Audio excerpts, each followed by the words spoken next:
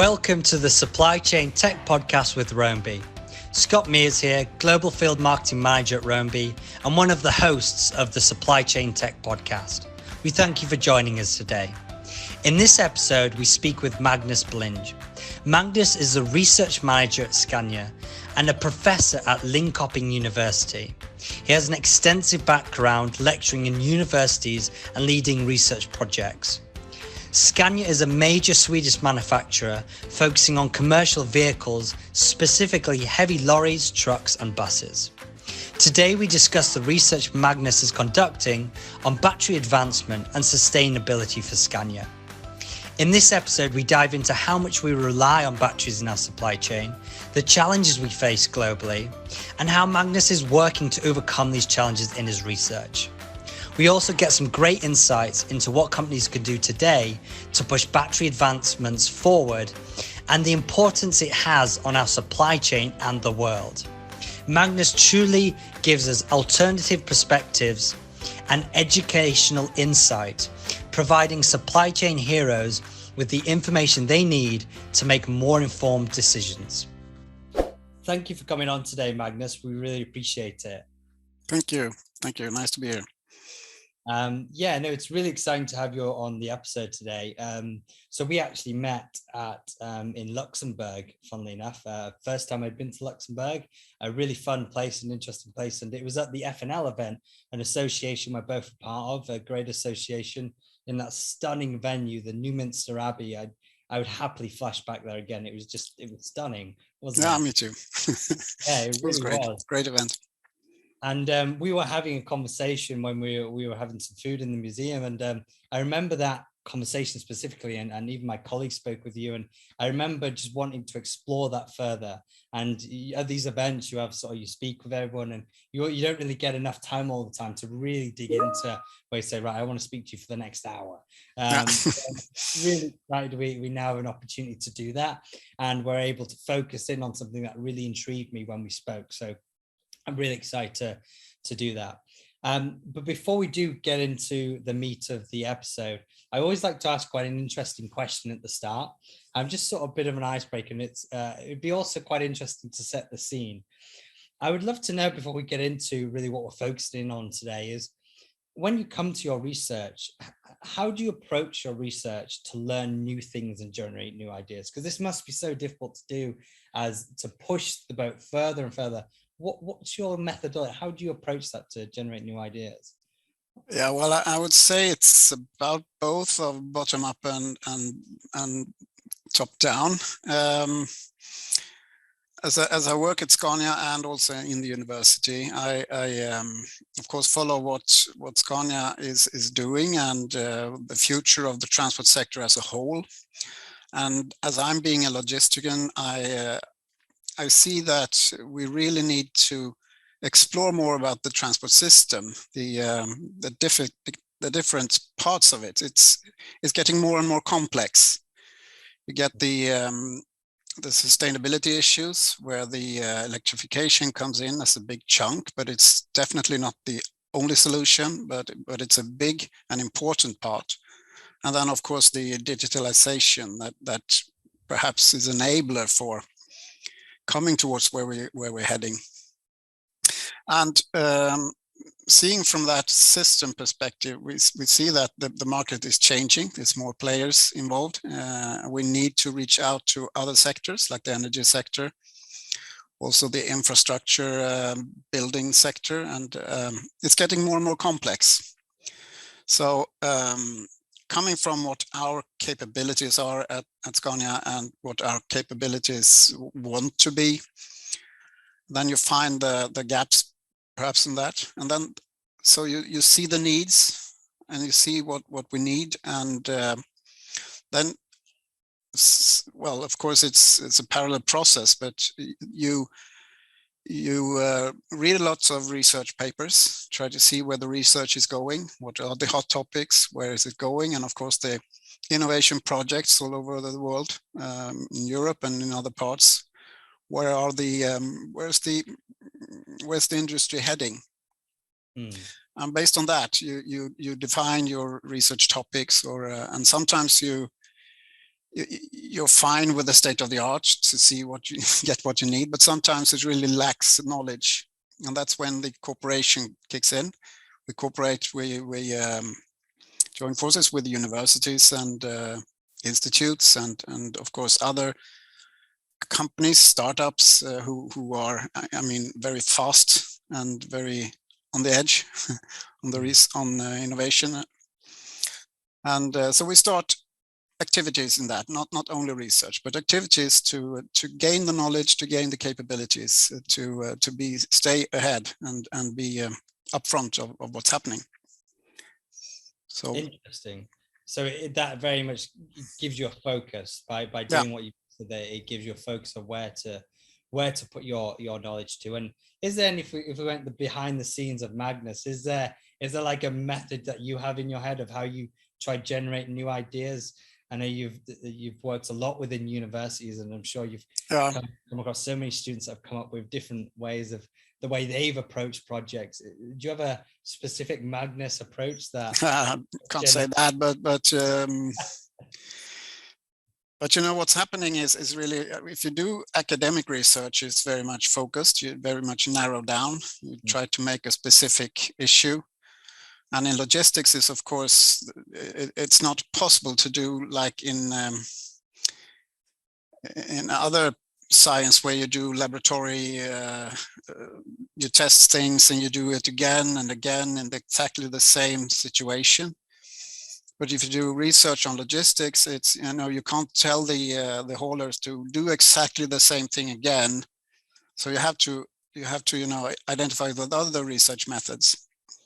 But what is happening now, I think, is when it's going so fast and it's getting complex, you really need to try to be open for new research methodologies. And what we do at Scania, and of course in many other places, is it's trying to be more agile, trying to be more like design thinking. You get ideas, you send it out, you test it, you fail fast, start over again, because you don't really have the time to do that digging. That takes time. But indeed, you really need both, because sometimes it's really knowledge that you want, and sometimes that you need, and sometimes perhaps it's just to test. Is this the right way? And continue and kill your darlings sometimes. It's not just possible.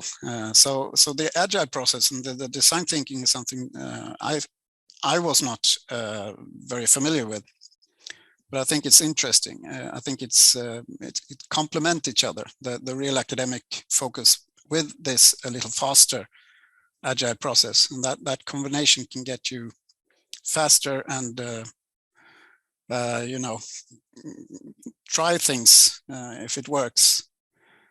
And then of course you get new knowledge then, and then the research can, why did that happen? And then perhaps industry and innovation go further, but academia digs into it and find the knowledge behind it. So it's an iterative process, and you know, going academia and industry, academia back and forth. I think it's a good way to go. Interesting. That's a really good insight, that combination of more academia and the industry, of how they approach this and how you're sort of bridging both of them together in the way you approach. I just think that's a really interesting insight, not just for myself, but the viewers to really see that and see how you approach these tasks. It's really interesting. And I really want to set the scene for the episode here with, of course, we're going to be focusing these episodes on the batteries and the research you're doing, and obviously how much of an impact this has on our supply chains. And I really wanted to set the scene with, how do we currently use batteries in today's supply chain? If you could just sort of give me just a helicopter view of some examples, just so we can set the scene of what we're going to dive into today. Well, as battery development has been fantastic and totally mind-blowing, and we always, we or the battery researchers beat the expectations every time. And I think I mentioned, I looked at when I did lectures 5 years ago, 2017, of course, I'm not that old. So 2017, 5 years ago, I looked at my slides and I said to the students, just forget about batteries on heavy trucks. It's just not doable. It will take all the truckload and it's not possible. So I don't say that anymore. because now we have them. And I was not alone. I mean, most researchers it wasn't my idea. I listened to clever battery researchers and others who said that. So, but the development has been so tremendous. So now we're here, and electrification and batteries are today. It has moved from e-bikes and that kind of micromobility.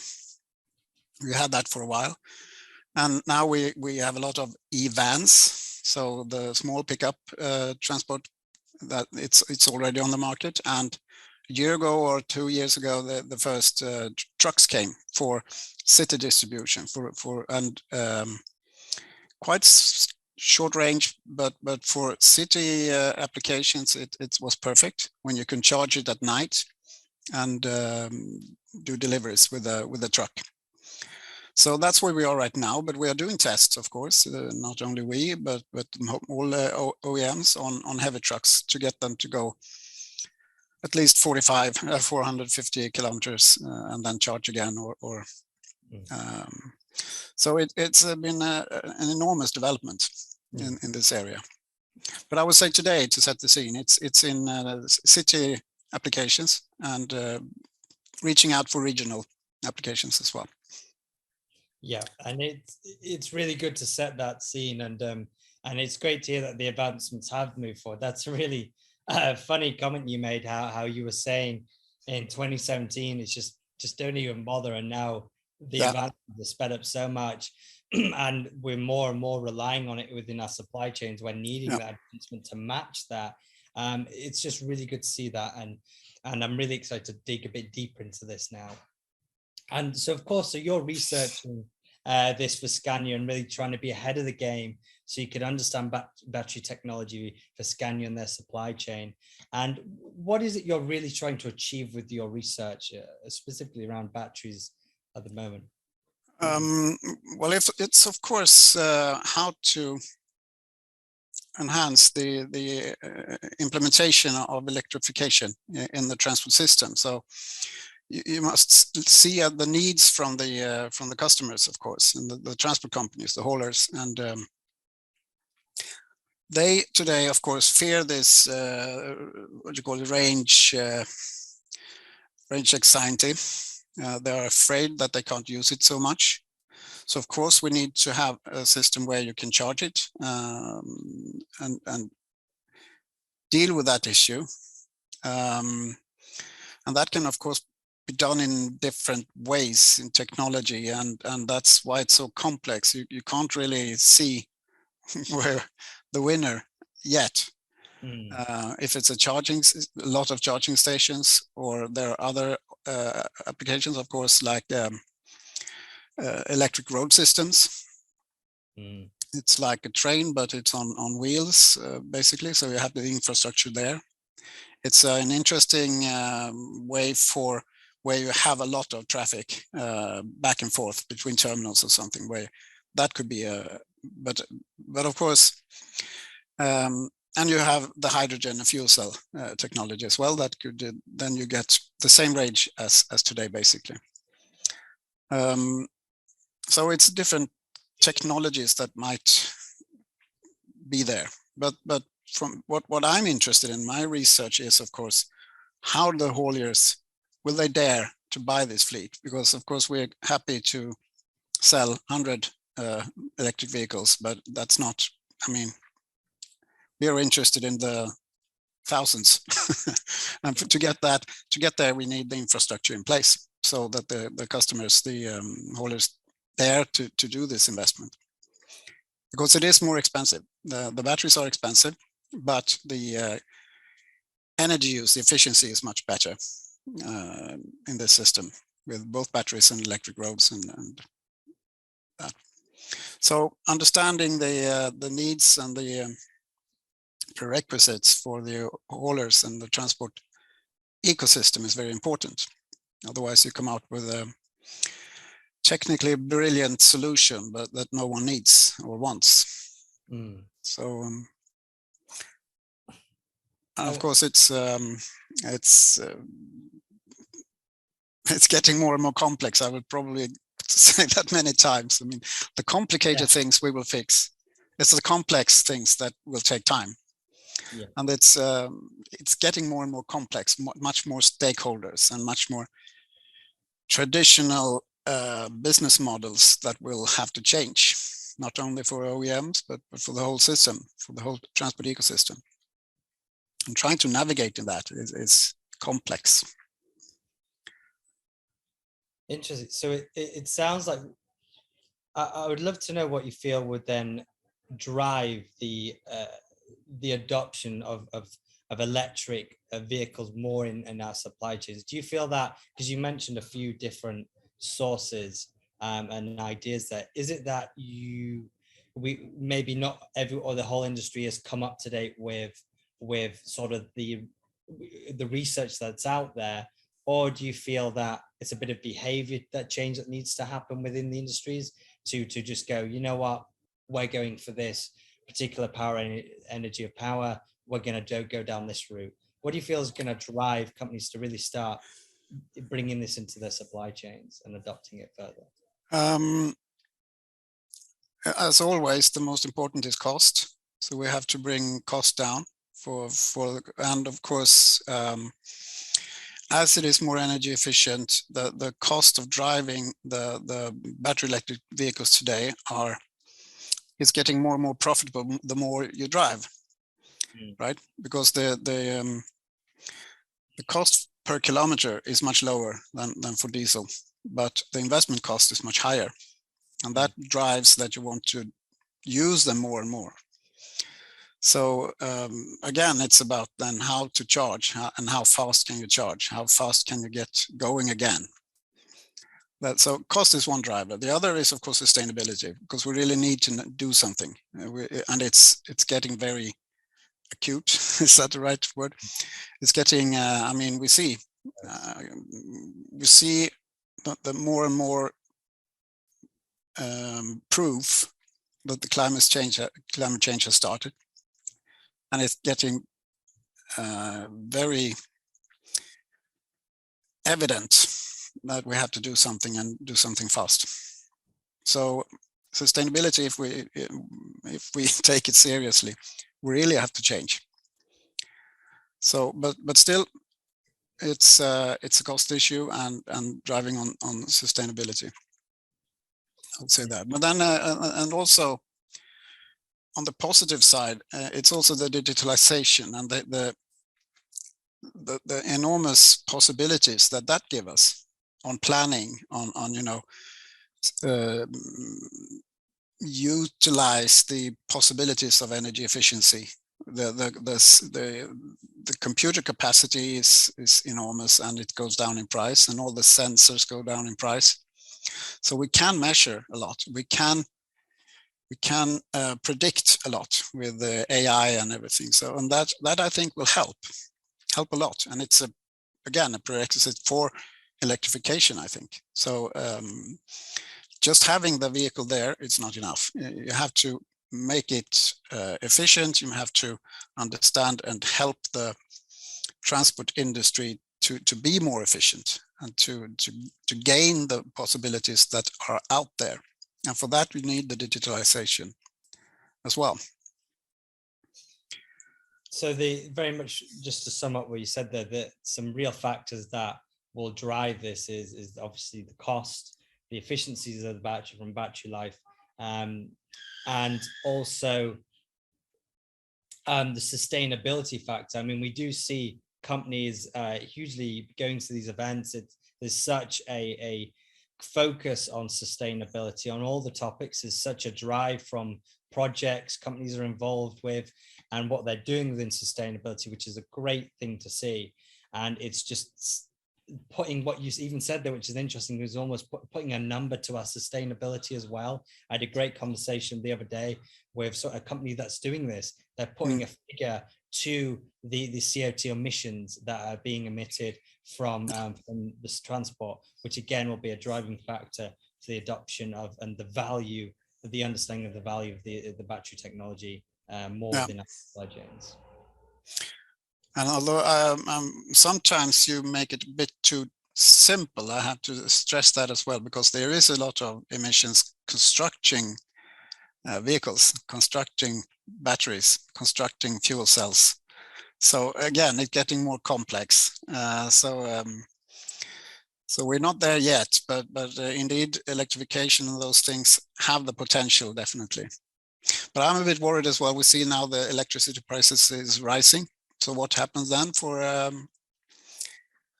the investment climate for electrification?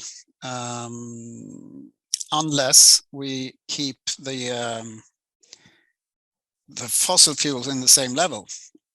But is that politically possible? So, but I mean, it's not just cutting off Russian gas and oil for Europe that is an issue right now. We need to cut all the oil and fossil fuels within just a decade or two. Wow. So it's it's again, it's getting complex. It's not only technology, it's also policy, it's behavior, you and me, how we behave. Can we accept this? And again, the politics must be involved as well. So the greater mission is that we really need to cooperate. We really need to agree on where we are going, and make sure that the steps we take are in the right direction. And that is why I also, like I mentioned, the agile process to test, to start testing, and then the academic side to really do the research on it. Is it a good way? Is it sustainable in the long run? So we don't march right into a dead end somewhere. So sorry for not giving answers, but more challenges. No, it's great. This is why I love doing this podcast with so many interesting supply chain heroes, because we really get into the detail of what the challenges are out there and what's driving them, and it just gives people more insight into them coming up with other solutions and creative solutions that they present in these events. So it's always good to see this from a different perspective and the level of insight you can offer. Mm-hmm. I know you've just touched on the challenges there, so we'll probably get through this question a little more quicker, but globally, what do you feel like are the challenges? It seems like you did answer that from political to the sustainability piece. Is there any other challenges you feel we have globally? Because of course, everyone moves at different speeds and has different resource to be able to move at different speeds around the world. And of course, definitely, supply chains don't just go to two countries, they go globally. So it very much leans on globally as pushing this forward. Yeah, and that's a good point. And we are talking a lot about electrification in Europe and the US and Japan and some parts of Southeast Asia, China. But I mean, electricity is not as stable and well produced in many other countries. We did a master thesis on Mexico and South America to look what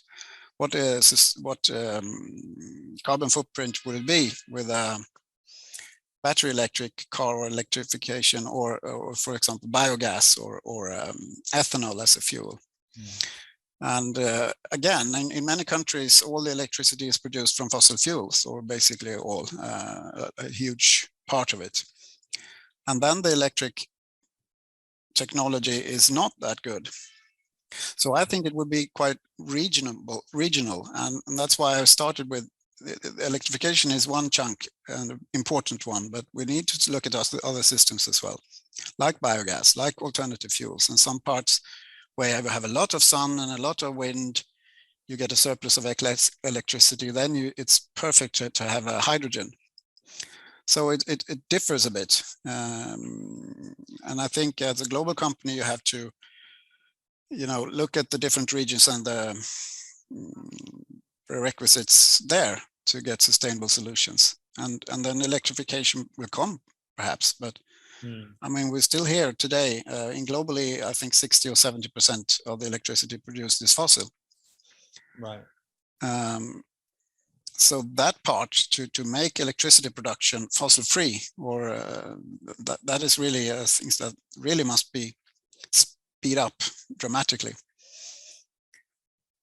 But perhaps that wasn't you asked on the global, if you mean ships and all the other transport modes, or No, that was a really good insight into, because what I found quite interesting there was saying from a global point of view, you're having to factor in so much more based on the geography and actually leveraging different power systems dependent on what they have more of. And that's an interesting look at it, rather than just saying electric's the way, everyone follow Elon and let's go forward. It's yes, that plays a part, absolutely, but it's just there's a lot more complexities as well learning on this in other countries that just are going to be take much more time, and it just may not work for a good amount of time. So that's a really interesting insight. That, and obviously that offers quite a challenge to companies, because now they can't just go for a one shoe fits all. They have to now apply this efficiency in their supply chain sustainability completely different from Mexico to the UK to Europe to North America. It's completely different, and I already see that that's quite a complexity and a lot of education, a lot of behavior change, and costs. So I can see why that's a harder thing to push forward, rather than just saying this is what we need to adopt and just everyone move forward with it. So we're quite spoiled on this system where we have one type of truck and one type of fuel all around the world. But I think we have to start getting used to the idea that perhaps it will be different in different countries, and look at the cargo, look at the container instead. How can that be transported in different parts of the world? What is the best and most least damaging on the environment? So that's again it's all about logistics and supply chain. That's why I try to communicate to everyone. But it's So on that, I would love to know, because we focused it more on the transport changing to more electricity, but you did mention they're focusing on more the containers and focus on other pieces of the logistics to be more efficient. What do you feel companies can look to do now and also look to do in the future? You mean Scania, or? Well, companies within the industry. Because I feel it's going to take everyone to really push the change of behavior, just as Romby we do, looking to the change of behavior and playing a part in pushing the industry forward in change of behavior, of having real-time visibility. That's really important, the change behavior, and perhaps doing what will the transport cost be in the future. And I think then with rising energy prices, because it's not just transport who needs more electricity. The steel industry in Sweden wants to go fossil free, and then they need enormous amount of hydrogen as well. So what will the prices be? And from that, probably, one scenario is that will of course focus even more on efficiency, that we keep the truckloads or transport containers really full. That it can be more focus on that than getting fast. Just in time is really important, and that is something that needs to be kept, because it's very important for industry. But does it really have to go fast? Can we plan it better and start the transport so the transport time can increase, but perhaps not the lead time that much? Or can we accept a bit longer lead time when we know much better and can predict the production much better with the help of digitalization and AI? I mean, that's what Amazon is doing. They know that you're buying shoes next month before you even think about it. If I say it in that way, and that is our behavior, and that AI. It's a lot of scary things about AI, but it's a lot of things that can be that it can be used for making the transport system more efficient as well. So I think efficiency will be even more in focus. I mean, from OEMs, it's been to lower the diesel consumption. And we will have to continue to lower electricity consumption or any energy consumption in our products, but it's just a part of the transport system. We have to look at it all. How is this vehicle used? How much can it carry? How can we use it in the supply chain in a more sustainable and efficient way? And I'm convinced that we're just in the beginning of that possibilities, to use the possibilities. I mean, there are figures out there that a truckload in Europe is 45% in an average, perhaps. And I mean, is it really rocket science to get that up to 60 or even 65? Because of course it's things going from one part to another. And I mean, take the Swedish forest industry, for example. There's a lot of forest trees that is going down, and very little is going back to the forest. So it's of course can never be 100%. But reaching from 45 to 60, perhaps that's 15% of energy efficiency just there. And then with electrification and other means, you can halve the energy consumption from today. So we have a lot of things that we can do. But of course, it's again, it's a question of business models on cost. How do we make it profitable to take this investments that is needed?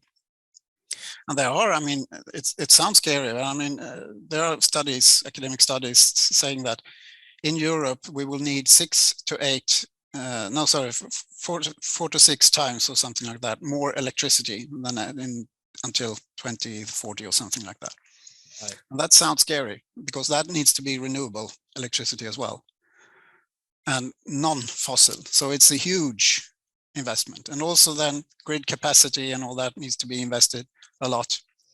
But still, those calculations shows us that it's about 0.5 to 1% of GDP. So it won't make us poor. It will take us a year or half a year extra to get as rich as it would have been if the GDP growth in Europe is 2% or something. So put it in perspective that this is not, it is challenging, yes, but it won't make us poor and in a way. But it's a change, mind shift, and bold politicians who dare to do this necessary things, and making the scene with the policies that enhance innovation and not hinder it, not protect the whatever it is. And I mean, bold politicians is when I worked at an authority in Sweden, I got to learn a lot of politicians, and I really have respect for politicians. It's not an easy job. It's a terribly difficult job. So we need to help with facts and research and science and test innovation. So now we're up in the helicopter view. No, again, it's just another level of insight that we don't have, and it's the more we discuss this, the more I realize how complex it is. Yeah. It's got a lot of people stirring the pot. There's a lot of people involved, and a lot of people with different needs, and it's not as simple as just saying yes on paper that achieves that. Yeah. Then you have to factor in these 15 other needs of these 10 different people, and that's the complex bit, it sounds, and something we've got to navigate. And I do enjoy seeing more partnerships within the industry supply chain and more push on sustainability. I feel this has a great encouragement towards these things and achieving these things when we come together and we unify more in our communication and understanding of research. It can really help push us forward further. So there are good things and there are challenging things that we do need to overcome, of course. And it seems that also that because you mentioned about the speed of delivery, And Amazon do this amazingly. I mean, you can literally you can order something and get it the next day. Like Yeah. that's just, it blows my mind when I've Yeah. clicked a button and in sometimes less than 12 hours it's at my door. Like I sometimes try to figure out how they even did that. Yeah. And it's quite mind-blowing. And for a customer, it's brilliant. It's like, oh yeah, this is brilliant. It's the sort of service I want, but it comes at a huge cost. Yeah. And I wonder if the industry will shift to putting, maybe applying pressure to the customer in a way to make them, maybe not as a, oh, this is how we're doing it now, but saying, hey, just so you know, if you were to do 1 day delivery, this is the sort of impact you're going to have. Yeah. That's maybe an interesting insight that I know came from the F&L event and something. So do you see that helping as well, as maybe putting, I guess it's more information in the customer's hands, so then they can make more informed decisions as well to help. Yeah, I agree. I couldn't agree more. It's very much about our behavior. And as a human, I mean, if you were asked, you wanted in 3 days or in 1 day, I would choose 1 day as well, if I didn't know the carbon footprint. And now we're heading towards, instead of we're coming to your place between 12 and 5 p.m. And now we will come within an hour. And what do I choose? Of course, within an hour, then I know. And even more with predictive algorithms, you have 15 minutes. And some, as you know, some deliveries say 10 to 12 minutes. Yeah. And as you say, how is that really being done? What is the working conditions for those poor people who poor guys who and girls who needs to deliver? If they bike and you have 10 minutes, you have difficulties with the security, I guess. I have never done this kind of deliveries, but I just try to imagine if I have that job. It must be very stressful. It must be difficult. But you and I who order it, and we are getting used to that, that we get it. Yeah. But of course, this market on urban logistics, which is basically my focus in Scania, it's a lot of venture capital there, because you see the market. The market is growing. The market is the willingness to pay is quite high in that compared to others. So it's a lot of venture capital that is going into that sector, and we will see who will win and what the price will be then, because the price is ridiculously low compared to the actual cost today in many of those city delivery services. So it will be interesting to see what happens. But again, to get it again with the digital assets and digital AI, it like you said in your case, probably because of the weather, the fashion, what has happened, what your pals have ordered, they can predict that you are buying your shoes very soon, so they start the delivery much earlier, and then you have it somewhere rather close in a terminal somewhere, and then it's possible. That's an insight I didn't know. I didn't know they actually went to that level. Yeah. And wow, as a marketer, it's scary for my human side, but as a marketer, I find that really exciting. Yeah. I find that really cool. I find that as a customer, I find it scary. But yeah, indeed. Wow, but again, what we started, if we could get a carbon footprint to make an informed choice, I think that could change. And I have an example from Belgium where some internet, they just shift from the default value was fast as possible, and they shifted in their web page that it's the most sustainable or least burdening to make it the default value. And actually that just made the environment, the sustainable choice increased by 20%. So we don't take informed decisions, but we can help them with this. We can help, and we have a lot of potential there. definitely. Yeah, I love this idea. Giving the information for the customer to make their own decision. I love this, and it allows that behavior to change over time, and they to make their own decision and learn. And I think this could be really powerful in moving forward, and something we like to see. But those calculations tools are quite complex as well. So maybe we shouldn't go into that, but I'll just give you an example. If your package is going on a ferry where there are people traveling on vacation, not going anywhere, just want to have a good time, and you have your box is in a Euro pallet that is in a container with other stuff, with different weights, with different volumes. What is your CO2 burden of that? How do you allocate? But that's doing research, so let's not go into that. It's a lot of research going into that area to make it reliable, because that's what we need. We don't want to be fooled with this. No, this is true. Putting an exact figure is, the variables are just mind-boggling, and something that's going to take some serious time. I know there's companies moving forward on this, and it's great to see that we're pushing research as well.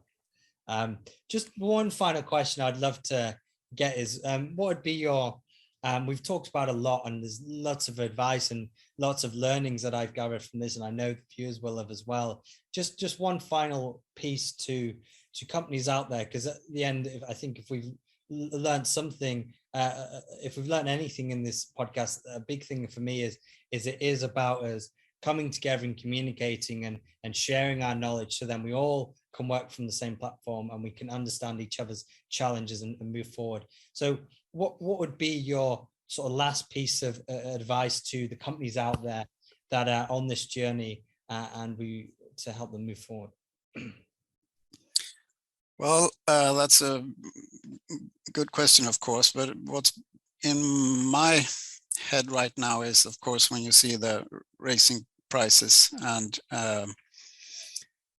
so try to, in your strategies, the price of energy has just started. It will go up if we take sustainability seriously, and we must. Getting rid of fossil fuels is cheap, and it will be cheap to extract oil. It doesn't cost much in many countries, cost hardly anything. So it's about, we have just seen the beginning of energy chaos, sort of. So how can you do this more efficient? Try to utilize the potential that is there, because it's a lot of unused resources in the system that can be used much better. And of course, to be ahead, to get the capabilities on digitalization that will help that. So I think the best advice, I mean, it is complex and I don't have the answers, but some perhaps strategies that scenarios, and several scenarios to be prepared for the future, because it is complex. And now I think at the same time as I speak, and that's not always good, but efficiency will be a very big issue. It will not be enough with solar panels and stuff like that. We also need to be much more efficient in the whole system. And as prices will rise, that will be a driver. So why not start now to see how can we do this? And think about the transport time and lead time. Can we order earlier and give the hauler a chance to make it more efficient? So transport buyers, shippers, to cooperate. I know it's difficult because we have a lot of difficulties, of course. As soon as we come close to business models, it's a no-no. But we really need to cooperate. We really need to find good solutions for that. And I mean, just look at the heat waves and everything. This is just the beginning, unfortunately. We have to take it serious, and we have to start doing this. Take the investments now, or our children will have an even more heavier investment to take. That's a real powerful end. Maybe too philosophical.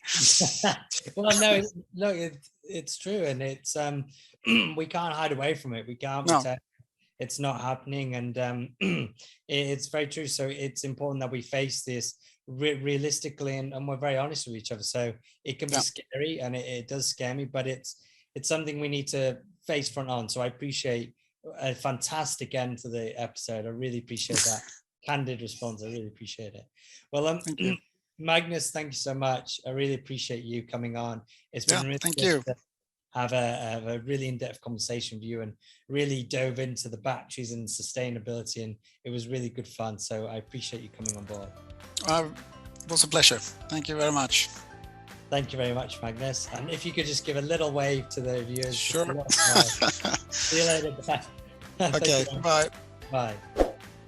Hi, my name is Scott Mears, and I'm one of the hosts of the Supply Chain Tech podcast with Roamby. On this podcast, we talk to supply chain heroes from around the world about everything, ranging from the disruptions related to supply chains, their personal experiences with tracking technologies, strategies to build resilience, and much, much more.